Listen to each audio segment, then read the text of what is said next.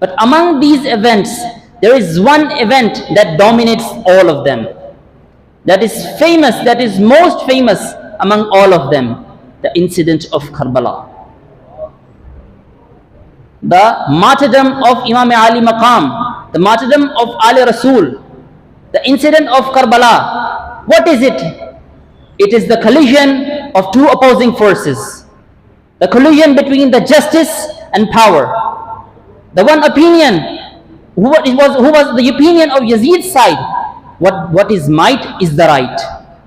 But the opinion that was opposing him, the opinion of Imam Hussein, was what might is not right, but what is right, it is the might. That right is the might.